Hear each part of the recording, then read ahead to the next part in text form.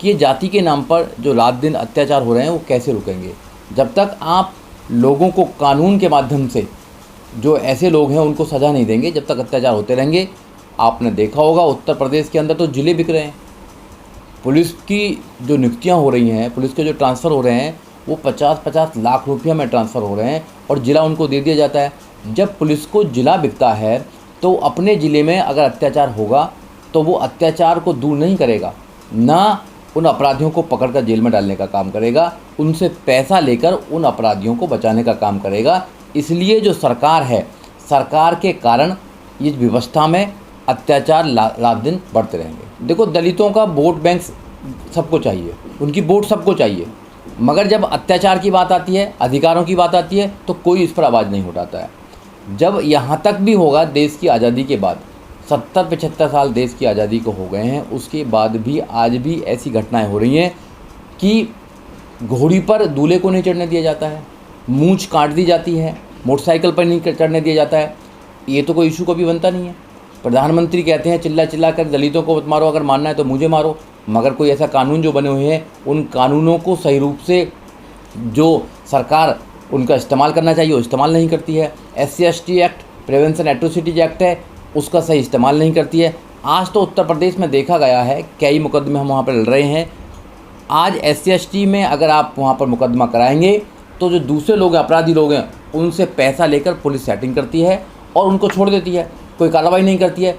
जब ऐसा कुछ होगा, सरकारें सिर्फ उन्हीं स्टेटों में काम कर रही हैं जहाँ पर चुनाव होगा। बिल्कुल आपने ठीक है, उत्तर प्रदेश में 2022 में चुनाव है तो पूरा फोकस प्रधानमंत्री जी का पूरा फोकस और पूरे मंत्रिमंडल का फोकस उत्तर प्रदेश में, उत्तर प्रदेश जीतना चाहते हैं।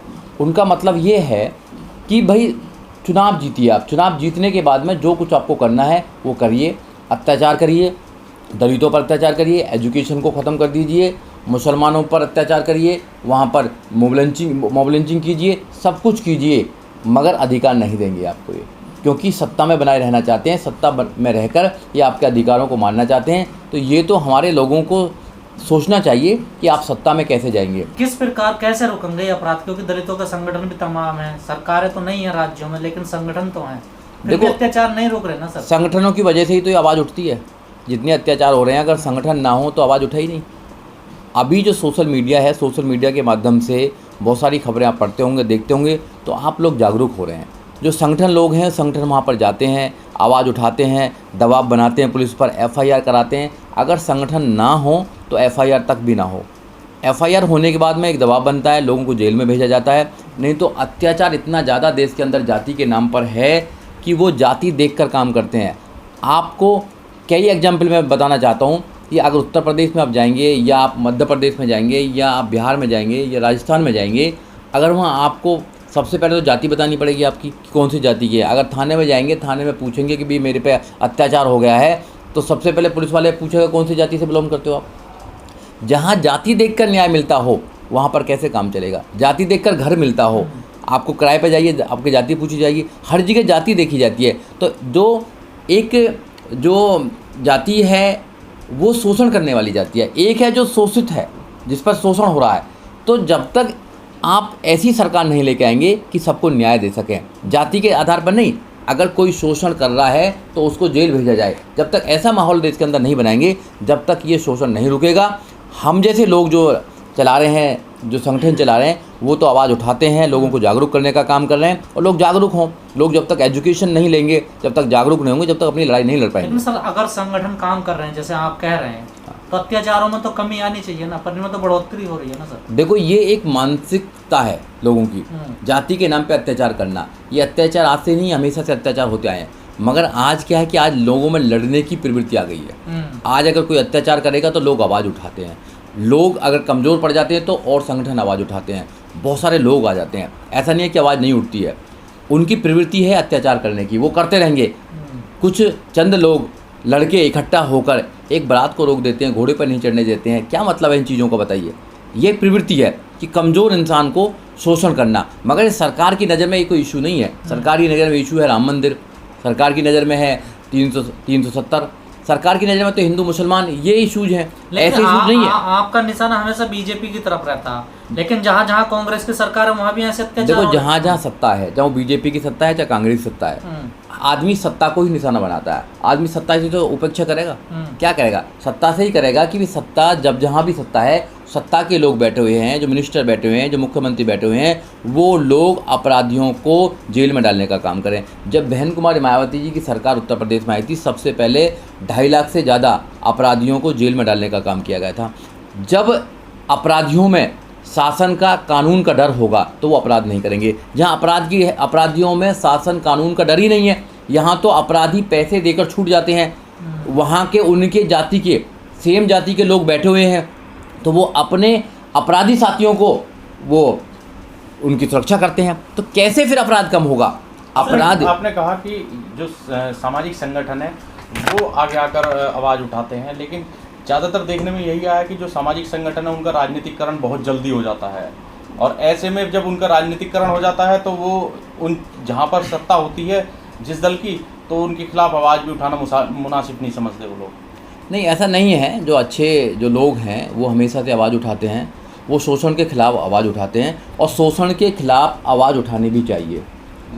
इस देश के अंदर जब जब भी शोषण हुआ है, अम्बेडकरवादियों ने आवाज़ उठाई है। चाहे वो दलित के खिलाफ हुआ हो, चाहे आदिवासी के खिलाफ हुआ हो, चाहे ओबीसी के खिलाफ हुआ हो, चाहे मिनोरिटीज़ के खिलाफ, चाहे मानवता के खिलाफ हुआ हो, चाहे किसी महिला के खिलाफ हुआ।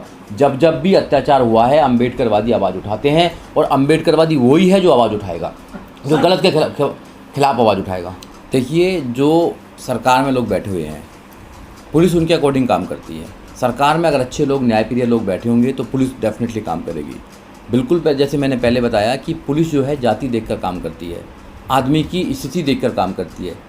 अगर कोई अमीर इंसान होगा, कोई ऊंची जाति का इंसान होगा, तो उसके लिए जल्दी काम करेगी पुलिस।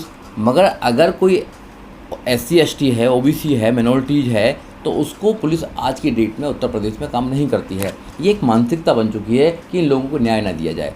अपराध करने वाले लोग कौन है? अपराधी कौन? अपराधी भी उनकी जाति के हैं। संरक्षण देने वाले कौन लोग हैं? जो थाने में बैठे हैं वो भी उसी जाति के हैं। शासन में कौन है? वो भी उसी जाति के हैं। मिनिस्टर कौन है? वो भी उसी जाति के हैं। जो जज बैठे हैं वो भी उसी जाति के बैठे हैं। जब एक जाति के लोग बैठे हुए हैं तो जो इस देश में जातिवाद है, कण-कण में जाति बची हुई है, कण-कण में, हर इंसान के अंदर। पहले आप बाद में जाओगे, जाति पहले आपकी चली जाएगी। ऐसे मानसिकता वाले लोगों को ऐसे पदों पर नहीं रहना चाहिए जो जाति देखकर काम करते हो, न्याय करते हो। अगर इस देश में जाति देखकर काम किया जाएगा तो न्याय की हम उम्मीद नहीं करेंगे।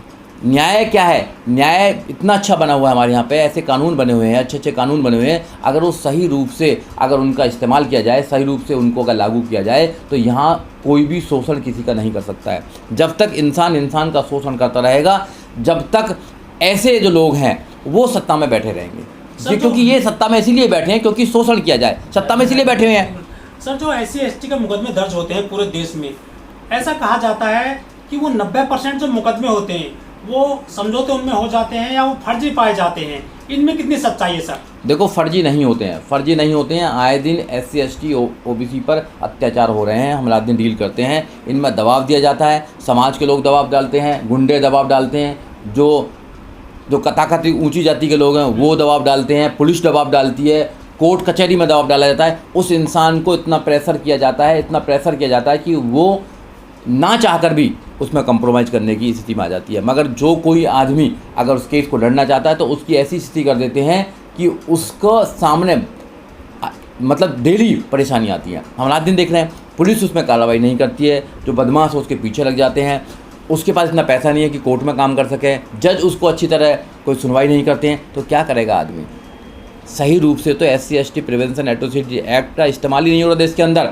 अगर वो सही रूप से एक दिन भी अगर लागू कर दिया जाए तो इस देश में दलितों पर कोई भी अत्याचार नहीं होगा। अत्याचार अगर हो रहा है तो इसलिए हो रहा है क्योंकि कानून को चलाने वाले लोग, कानून को इस्तेमाल करने वाले लोग, कानून की रक्षा करने वाले लोग, वही भक्षक बैठे हुए हैं।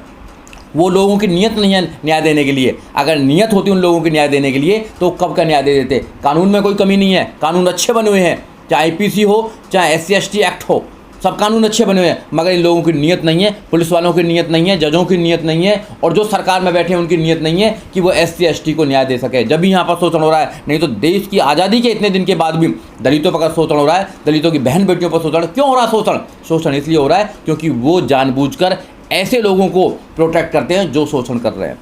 नहीं तो आने दो सरकार, अच्छी वाली सरकार। बहन कुमारी मायावती सरकार आती है, क्या दलितों पर शोषण होता है? क्या मुसलमानों पर शोषण होता है? क्या OBC पर शोषण होता है?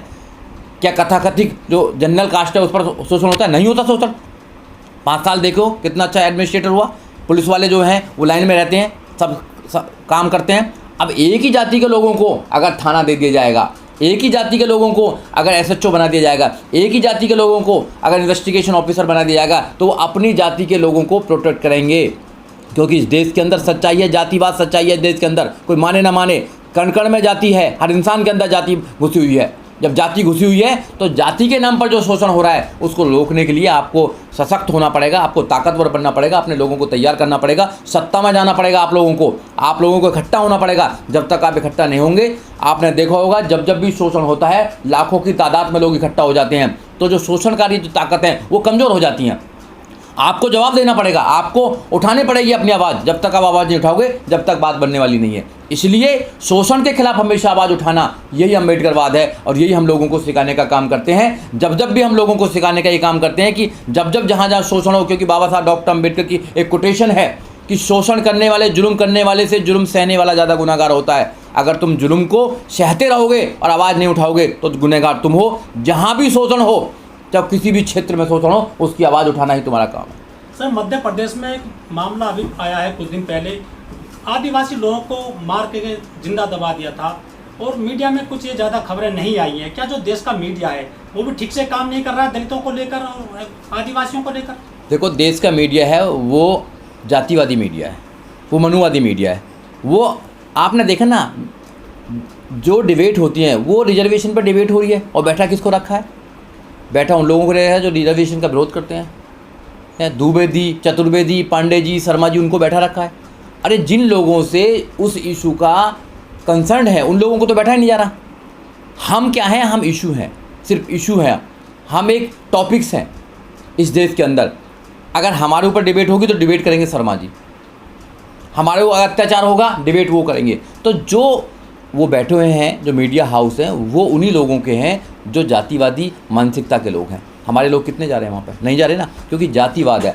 आज UPSC के अंदर भी जहाँ IAS बनते हैं, जहाँ PCS बनते हैं, वहाँ भी इंटरव्यू में पहले इंटरव्यू जो लेता है उसको पता होता है जाति कौन, किसकी जाति का आदमी है, तो जाति देखकर नंबर देने का काम करता है। कितने केस ऐसे हैं कि जो MBBS के स्टूडेंट हैं, उनकी जब एग्ज़ाम कॉपी थी, एग्जामिनेशन कॉपी थी, उसको जांचा गया तो उसमें कम नंबर दिए गए, उनको चेक किया गया तो उसमें उनका टॉप किया उन लोगों ने, कई सज़ा हुई है। तो जब जाति के नाम पर ऐसा शोषण होता रहेगा, इसका कोई कंट्रोल करने वाला है नहीं, क्योंकि देश के नेता हैं उनको कुछ लेना देना नहीं है और हमारे जो लोग हैं वो अपने पेट तक सीमित हैं। तो हमारे जो ज़्यादा लोग हैं जो संघर्ष कर रहे हैं, उन लोगों को भी हम ताकतवर बनाना चाहिए। जो समाज में बैठे हैं उनको ताकत देनी चाहिए और ताकत देकर उनको सही इस्तेमाल करना चाहिए, जब ये शोषण रुक सकता है। अगर उनको ताकत नहीं दी, हमारे जैसे लोग जो समाज में काम कर रहे हैं, अगर समाज ने ताकत नहीं दी तो फिर ये शोषण रुकने वाला नहीं है और ये शोषण और बढ़ता रहेगा।